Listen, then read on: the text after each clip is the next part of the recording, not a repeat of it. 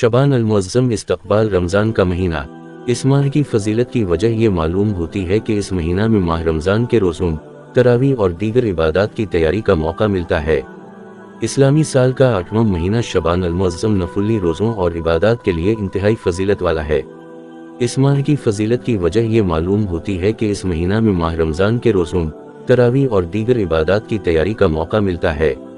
रमज़ान उल मुबारक के इस्तक़बाल और इबादत की तैयारी ही की वजह से हज़रत मोहम्मद सल्लल्लाहु अलैहि वसल्लम ने इस महीने में खुसूसियत से खैर व बरकत की दुआ फरमाई है। हज़रत अनस रज़ी अल्लाह अन्हा फरमाते हैं कि रसूल अल्लाह सल्लल्लाहु अलैहि वसल्लम ये दुआ फरमाया करते, ऐ अल्लाह, हमारे लिए रजब और शबान में बरकत अता फरमा और हमें रमज़ान के महीने तक पहुँचा। हज़रत अनस रज़ी अल्लाह अन्हा बयान करते हैं कि रसूल अल्लाह सल्लल्लाहु अलैहि वसल्लम से पूछा गया कि रमज़ान के बाद सबसे अफजल रोज़ा कौन सा है। आप सल्लल्लाहु अलैहि वसल्लम ने इरशाद फरमाया, शबान का रमज़ान की तज़ीम के लिए जारी है। तिरमिज़ी। हज़रत आयशा सिद्दीक़ा रज़ी अल्लाह अन्हा फरमाती हैं, मैंने नहीं देखा कि आप सल्लल्लाहु अलैहि वसल्लम किसी महीने में शबान से ज़्यादा नफली रोज़े रखते हैं। उसके साथ साथ हज़रत अबू हुरैरा रज़ी अल्लाह अन्हा से रिवायत है कि रसूल अल्लाह सल्लल्लाहु अलैहि वसल्लम ने इरशाद फरमाया, यानी जब आधा शबान बाकी रह जाए तो रोज़े मत रखो। उलमा किराम ने इसका मतलब ये बयान किया है कि इस हदीस शरीफ में ममानत उन लोगों के लिए है जिनको रोज़ा कमज़ोर करता है।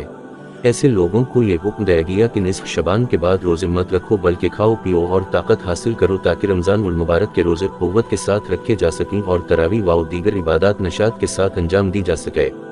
जबकि उम्मत में ऐसे लोग जो कि ताकत रखते हैं और शबान अल-मुअज़्ज़म के नफली रोज़े उनको कमज़ोर नहीं करते, वो निस्फ शबान के बाद भी नफली रोज़े रख सकते हैं।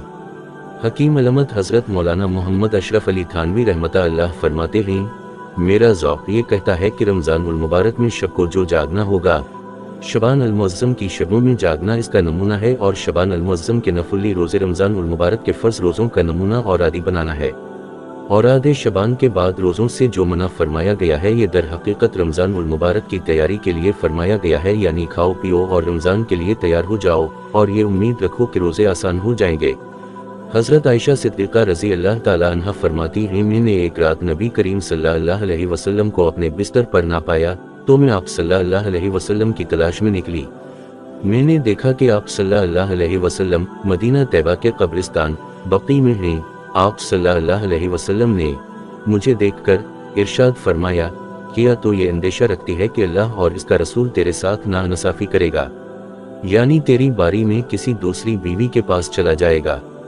मैंने अर्ज़ किया कि या रसूल अल्लाह सल्लल्लाहु अलैहि वसल्लम, मुझे ये ख्याल हुआ कि आप अपनी किसी दूसरी बीवी के पास तशरीफ़ ले गए हैं।